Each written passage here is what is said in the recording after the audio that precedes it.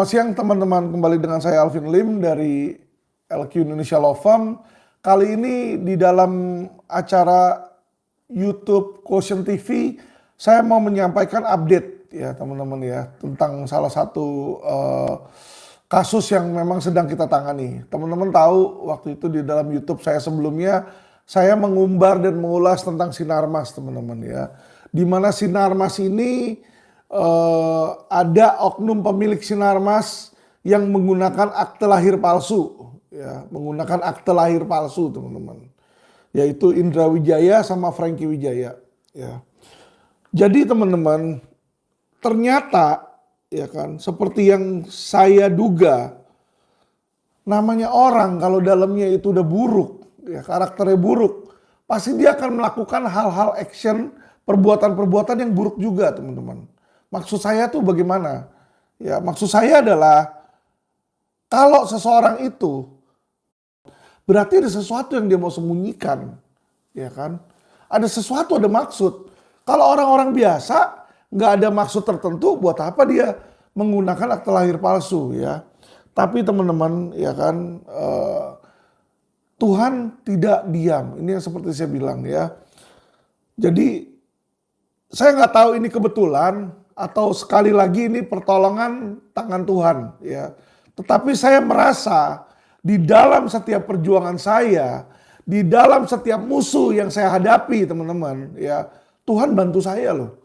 Itu yang saya rasa. Itu yang saya ada dalam opini saya, teman-teman, ya. Baik opini hukum maupun apa yang saya nyatakan dalam hidup saya nih yang saya alami, teman-teman. Kenapa saya bilang seperti itu, teman-teman? Jadi teman-teman tahu kan, kita ini LQ sedang menerima kuasa dari Pak Freddy Wijaya karena dia merasa dicurangi oleh kakak tirinya, ya. Yang dimana saudara tirinya itu Franky Wijaya sama Indra Wijaya ini menggunakan KTP akte lahir palsu, teman-teman, ya. Yang menyatakan dia anak dari si Eka Cipta. Seharusnya kalau akte lahir asli, dugaan kami adalah tidak ada nama Eka Ciptanya. Kenapa?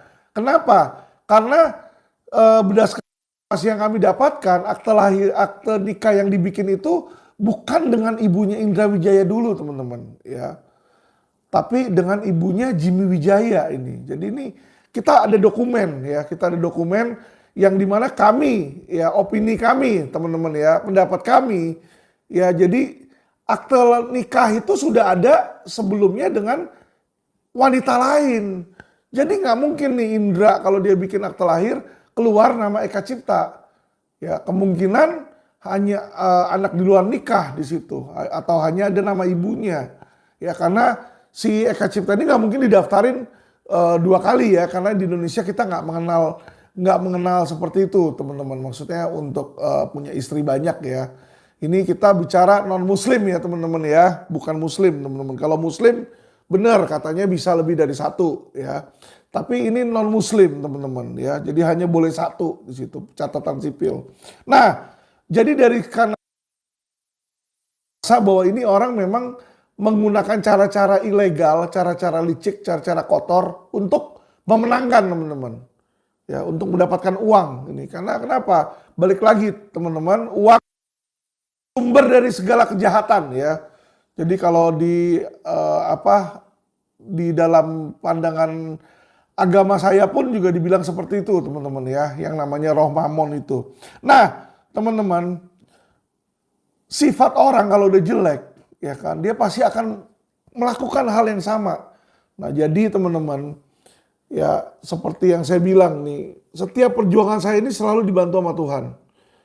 Walaupun yang sama kepolisian ini masih dalam proses, tapi tiba-tiba, teman-teman, jadi bisa dibilang lah sebenarnya Franky Wijaya sama Indra Wijaya ini kan lawan saya, ya, berseberangan lah, teman-teman. Kami sebenarnya nggak ada hard feeling dan nggak kenal satu sama lain. Tetapi di dalam pekerjaan saya, ya, mereka adalah lawan saya, berseberangan, teman-teman, ya. Nah, selalu ini yang saya lihat, ya, selalu jalan saya dibantu. Jadi musuh-musuh saya, lawan-lawan saya tuh selalu diajar, teman-teman. Kalau kemarin saya sudah ceritakan, ya, di mana Iwan Bule sekarang lagi ada masalah di PSSI, ya. Kali ini Sinarmas teman-teman yang kena masalah. Ya. Jadi Sinarmas itu Franky Wijaya ini informasinya dijadikan tersangka oleh KPK terkait suap HGU. Saya bacakan ya teman-teman ya, ini ada beritanya di CNN. KPK sita Singapura 100.000 dolar terkait suap HGU sawit Franky Wijaya. Oke. KPK menyita dokumen dan uang senilai, jadi dokumen dan uang senilai 100.000 Sing dolar di sini ya. Dengan kasus dugaan suap pengurusan perpanjangan hak guna usaha di Provinsi Riau. Uang ditemukan penyidik KPK saat menggeledah perusahaan dan kediaman para pihak yang disinyalir terkait dengan perkara di Medan dan Palembang pada 4-6 Oktober 2022 ya. Ditemukan barang bukti, dokumen, uang pecahan 100.000 dolar Singapura, kata kepala bagian pemberitaan. KPK telah menetapkan 3 orang sebagai tersangka. Yang ditetapkan sebagai tersangka 3 orang nih. 1 Kanwil, Provinsi Riau, M. Syahrir, pemilik Hotel Adi Mulia yaitu Franky Wijaya, dan GM PT Adi Mulia Agro Lestari Sudarso. 3 orang nih ditetapkan sebagai tersangka. Adapun dokumen dan Singapura 100.000 akan dikonfirmasi lebih lanjut pada saksi-saksi yang diperiksa. Ya, jadi informasi yang kita dapatkan di sini 3 orang teman-teman ya yang ditetapkan jadi tersangka. Barang bukti yang disita 100.000. Saya berani taruhan teman-teman, sebenarnya ini uang suapnya nggak mungkin cuma 100.000. Jadi 100.000 ini yang ketahuan. Maksudnya dalam ketahuan adalah biasa kalau orang suap itu ya, biasa kalau suap itu nggak langsung diberikan sekaligus. Jadi bisa aja kalau ini kan pengurusan HGU kan, dikasih dulu uang muka berapa. Nanti keluar surat apa, cair lagi berapa. Jadi dalam tahapan teman-teman atau installment ya. Nggak mungkin 1 miliar. 1 miliar kali ini tuh nggak ada gunanya. Maksudnya terlalu kecil. Saya nggak percaya itu cuma 1 miliar kalau nilai suapnya teman-teman. Pasti lebih tinggi dari itu. Ya. Nah ini cuma apa yang ditemukan ya. Bisa aja yang sisanya udah dipergunakan atau udah dimasukin ke bank atau udah dikasih ke orang lain nih. Ya jadi sisa yang ditemukan ketika digeledah cuma 100.000 teman-teman ya. Karena 100.000 itu cuma sekitar 1,1 miliar. Nggak mungkin cuma 1 M itu. Oke. Ya. Apa yang saya mau katakan adalah ini membuktikan, sekali lagi membuktikan tesis saya bahwa Indonesia ini teman-teman ya, pemerintahan ini masih banyak ya, masih banyak. Karena ini yang ditangkap nih tadi barusan kita dengar sendiri kepala BPN ya, BPN. Berarti ini hubungannya dengan mafia tanah teman-teman. Kenapa itu BPN? Hubungannya dengan mafia tanah. Nah, kita berarti melihat bahwa benar Indonesia ini sudah sangat parah dengan apa? Dengan oknum koruptifnya teman-teman. Ya. Jadi koruptor-koruptor, orang-orang yang menerima suap, gratifikasi, ini tuh banyak banget. Ya jadi diakui gak diakui, ini yang terjadi. Ya, ini yang terjadi di Indonesia. Ya, dan saya lihat nih KPK kelihatannya mulai aktif ya. Kalau sebelumnya dia menangkap Hakim Agung, sekarang salah satu 9 naga nih ya.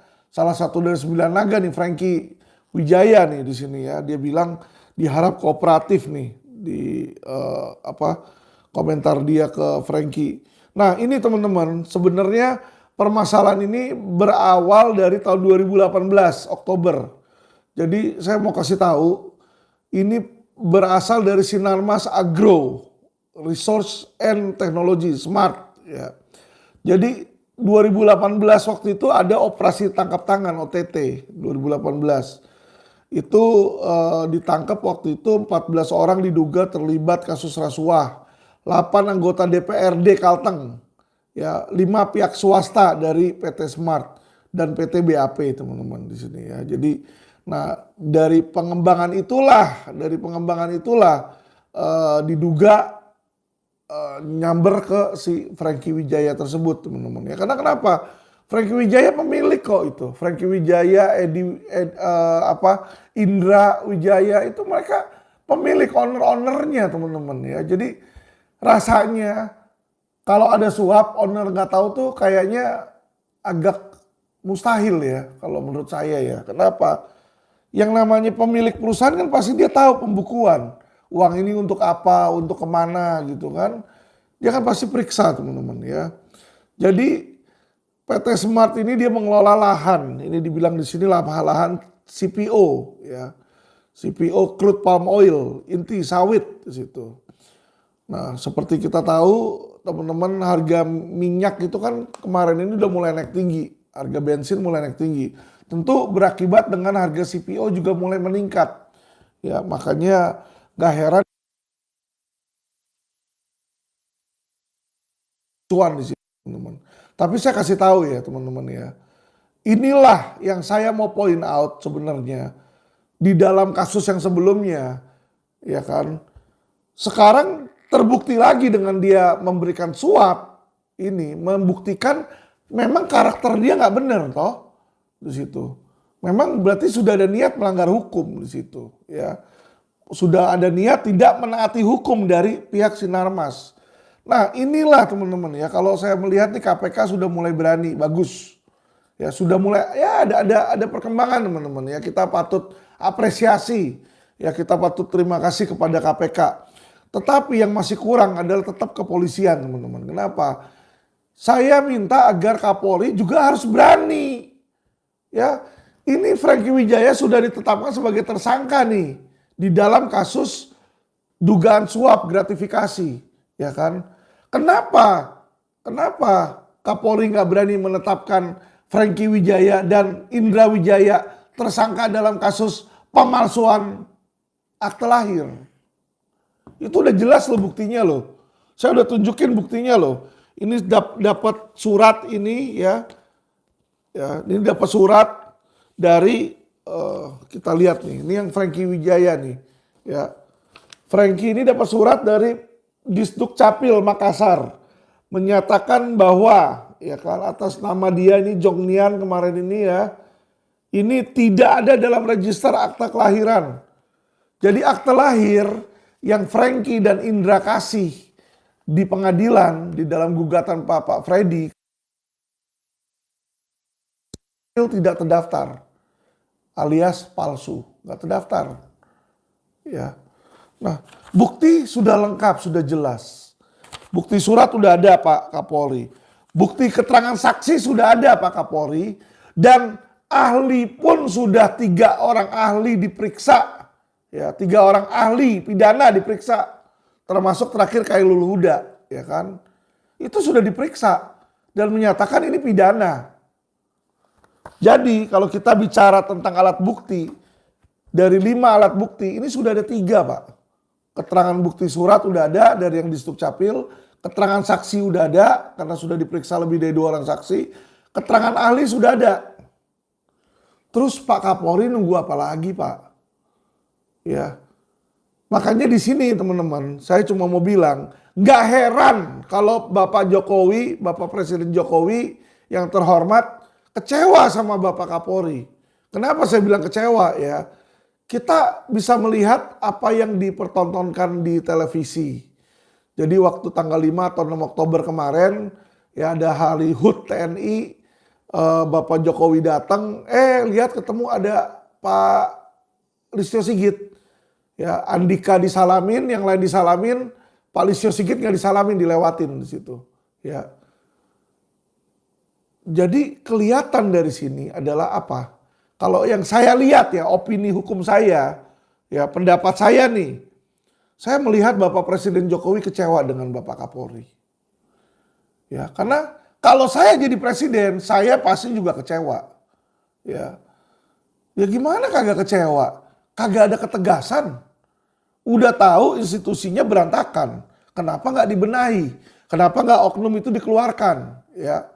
Terus kasus-kasus yang dijalanin, kasus ITE lah dijalanin. Ya kan? Sedangkan kayak begini nih, ya kan, pemalsuan yang jelas-jelas kasus berat, kagak dijalanin Pak. Jadi ketika ini tidak dijalanin, apa yang terjadi? Nomor 1 ya, pasti timbul opini masyarakat ya. Masyarakat berpikir itu normal. Kenapa dia berpikir, lah kok nggak jalan nih sama Pak Kapolri nih? jangan-jangan terima suap ya, jangan-jangan ada gratifikasi, jangan-jangan ada jangan-jangan ya. Kenapa? Karena ketika sebuah proses hukum tidak berjalan sebagaimana mestinya, di situ biasanya ada sesuatunya. Ya kayak ini gratifikasi nih, HGU ya kan. Karena kenapa? Karena informasi yang kami dengar dan ternyata terbukti juga ditangkap KPK, si Sinarmas ini sering main suap. Sering main suap teman-teman. Informasi yang kami dengar pun untuk gelar perkara, mereka mendekati ke Bareskrim ya kan, menyodorkan uang juga di sana gitu loh. Ini informasi yang kami dengar. Ya makanya saya cuma berpikir gini loh. Ya Kapolri tolong buktikan kebersihan kalian dong gitu loh. Masyarakat berpikir negatif ya kan. Sah-sah saja Pak. Kenapa saya bilang sah? Ya, karena hukumnya ini masih tumpul ke atas. Nah, Bapak harus buktikan dong bahwa tidak, Kapolri ini atau Polri ini adalah dalam posisi yang benar dan bersih. Gimana caranya? Tangkap, tersangkakan juga, harus berani Pak. Sama kayak KPK Pak. KPK berani. Dengan KPK berani menetapkan Franky Wijaya sebagai tersangka, ya kan? Itu dia sudah menyatakan sikap dia, berarti dia tidak terima suap dari Sinarmas, KPK. Kalau KPK terima suap dari Sinarmas, pasti dilepas itu penjahatnya. Si Franky Wijaya nggak akan dijadikan tersangka Pak, kalau dia terima suap nih ya. Nah jadi hal yang sama Pak, izin untuk membuktikan bahwa Kapolri atau Polri atau Mabes di situ bersih dalam hal Sinarmas, ya kan? Tetapkan Franky Wijaya dan Indra Wijaya sebagai tersangka di situ. Dari situ baru ya kan, oh berarti desas-desus yang kami dengar nggak benar. Karena apa? Kami mendengar ada informasi ada orang-orang yang dikirim ke Bapak Kapolri. Ya. Pertama kemarin itu Stanley. Ya. Jadi ada orang Sinarmas katanya namanya Stanley mendekat melalui Sambo. Ini sebelum Sambo ditangkap. Kedua setelah Sambo ditahan ya mereka ini minta tolong nih ya kan ke seseorang yang nama depannya Ali ya. Itu salah satu tangan kanannya kepala 9 naga itu. Ya. Jadi disinilah informasi-informasi yang kami dengar tentu membuat kami gelisah. Ya Pak, kan normal. Kenapa? Karena melihat hal-hal seperti itu kan tidak sesuai hukum. Ya. Jadi kami ini hanya minta agar polisi ini juga berani. Jangan sampai kalah dong sama KPK.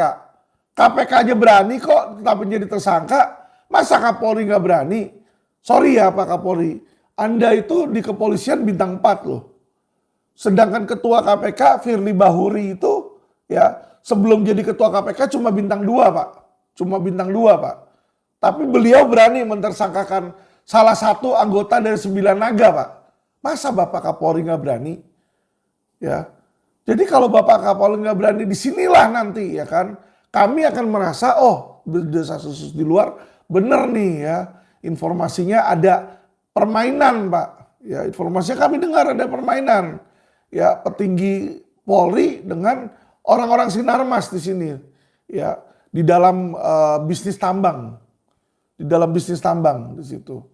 Ya tentu saja hal ini ya kan masih merupakan sebuah informasi yang kami dengar yang perlu kami verifikasi. Nah tetapi Pak, kalau Bapak melakukan tindakan tegas dan berani menegakkan keadilan terhadap Sinarmas, maka keraguan kami akan hilang. Ya. Jadi Bapak Kapolri yang terhormat, ya, saya minta tolong kepada Bapak untuk mulai berbuat benar Pak. Ya. Tuhan itu tidak tidur. Tuhan tidak tidur, masyarakat bisa melihat bahwa walaupun saya bergerak sendiri, saya kelihatannya sendiri nih berbicara, ya. Tetapi ternyata banyak masyarakat dan ada umat-umat satu agama dengan saya, mereka mendoakan saya loh. Jadi ada pasukan doa. Saya melihat, saya kaget gitu loh. Ada yang WA saya bilang, Pak Alvin, kita doain Bapak tiap kali. Banyak ternyata pasukan doanya ya. Jadi saya melihat di sinilah Alvin ini tidak bekerja sendiri dan bukan karena kemampuan Alvin seorang diri. Bukan kemampuan manusia. Tetapi Tuhan yang bantu saya. Melalui tangan orang lain, melalui KPK dihajarlah si Franky Wijaya ini ya. Jadi dia melalui tangan-tangan lain ini dihajar PSSI juga contoh di situ. Ya, kenapa? Untuk menunjukkan Pujiarto laporin saya ke polisi, dihajar di sini. Ya, kita nanti tinggal lihat Pak, ya. Tuduhan-tuduhan saya selama ini benar atau tidak. Sekarang udah terbukti satu lagi benar toh, Sinarmas nggak benar di situ. Bahwa Sinarmas ini suka melanggar hukum, ya. Dan memang di sini sekarang terbukti dengan KPK nih di sini. Nah, nanti teman-teman kita juga akan menunggu waktunya di dalam kejaksaan. Karena di dalam kejaksaan pun ya kemarin selain barang-barang yang hilang ini kita sedang inventarisir lagi. Ya karena permainan oknum jaksa ini tidak semudah polisi dibongkarnya. Kenapa? Karena kalau polisi itu berinteraksi langsung dengan masyarakat teman-teman. Tetapi jaksa ini tidak. Ya, jaksa ini tidak langsung berinteraksi dengan masyarakat. Dia berinteraksi dengan polisi, dia berinteraksi dengan hakim, dia perantaranya teman-teman ya. Jadi biasa kalau misalnya mau beli putusan atau apa, itu kadang-kadang melalui jaksa teman-teman. Tuntutnya sekian, putusnya sekian, satu paket, dibikin seperti itu ya. Itu banyak.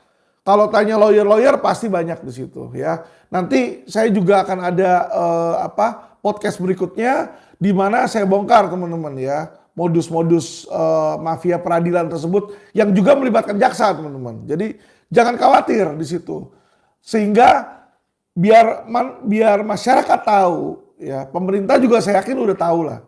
Karena Mahfud juga bilang kok, sebenarnya Mahfud juga udah mengakui adanya mafia hukum, mafia peradilan yang terdiri dari mafia hakim, mafia jaksa, mafia pengacara ya, dan mafia polisi. Ini sudah ada ya. Jadi ini sudah ada. Nah, pemerintah sudah mengakui, cuma ya kan kejaksaan masih sombong. Ya biarin aja teman-teman. Saya berdoa ya kan kita lihat nanti ke depannya siapa yang benar, siapa yang berdiri terakhir. Di situ teman-teman ya. Karena saya yakin kalau orang benar itu pasti dibantu ditolong oleh Tuhan. Seperti laporan polisi kemarin yang ITE yang dilaporin Pujiarto tiba-tiba jebret Pujiarto kena. Ya kan kasus apa? Ferdy Sambo. Ya rekayasa penyidikan. Ya toh Allianz direktur utamanya mau celakain saya. Pindah ke Hong Kong, ketabrak dia, mati, kepalanya dilindas mobil di situ ya. Ada beberapa jaksa juga, ada jaksa di PN Utara mau coba meres waktu itu, berantem sama saya. Akhirnya mati juga kena Covid. Ya, ada polisi nakal di situ, Kanit Kasubdit Indak waktu itu. Kena stroke, dia main asal SP3, kasus yang udah naik sidik teman-teman ya. Jadi teman-teman, perbuatan jahat itu selalu akan dibalas. Kalau manusia saya tidak bisa menang, maka nanti tangan Tuhan yang membalas teman-teman. Ya kita percaya itu. Ya. Jadi saya menggaungkan di sini agar kita menghilangkan segala bentuk ketidakadilan, teman-teman. Segala bentuk ketidakadilan itu harus dihilangkan.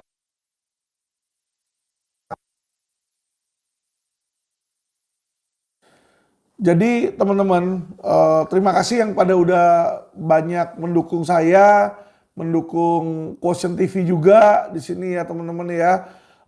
Terlihat bahwa setiap pergerakan saya ini kok kelihatannya kayak nasib saya baik gitu ya. Tapi sebenarnya disitulah tangan Tuhan bekerja. Kenapa tangan Tuhan bekerja? Karena saya lihat banyak masyarakat yang mendoakan, banyak masyarakat yang berharap, berdoa kepada Tuhan. Terjadi perubahan di Indonesia, ini yang mereka inginkan teman-teman. Ya, jadi saya lihat teman-teman bahwa Indonesia ini harus berubah di sini dan masyarakat mau berubah teman-teman ya. Enggak sudah waktunya bagi kita untuk fight. Ya, kita fight dengan cara memviralkan teman-teman. Ya, bersuara. Jadi tolong suarakan, tolong sebarkan video-video saya melalui TikTok, melalui Instagram kalian, melalui Twitter, melalui WhatsApp, ya melalui snack video, biar seluruh masyarakat Indonesia tahu dari Sabang sampai Merauke, agar supaya terjadi perbaikan. Dan kita harus merangkul teman-teman segenap aspek di Indonesia. Jadi maksud saya harus ada bersatu kita. Ya, jadi nggak bisa, oh ini pergerakan orang Kristen, enggak teman-teman. Saya nggak melihat diri saya seperti itu. Ya, saya merangkul juga, saya meminta tolong kepada saudara-saudara saya yang Muslim, ya saudara-saudara saya, kita nggak memandang agama, suku. Ayo kita bantu, kita benahi Indonesia agar supaya bebas dari oknum mafia hukum, oknum penjahat ya. Dan saya yakin hal itulah yang diinginkan oleh saudara-saudara saya yang Muslim, saudara-saudara saya yang Hindu, saudara-saudara yang Buddha juga memiliki keinginan yang sama, teman-teman. Ya, oke. Terima kasih. Semoga video saya ini bisa mendapatkan memberikan pencerahan dan memberikan pengetahuan tentang hukum yang lebih sehingga teman-teman masyarakat ya bisa aware tentang apa yang terjadi di Indonesia. Terima kasih. Salam cerdas hukum.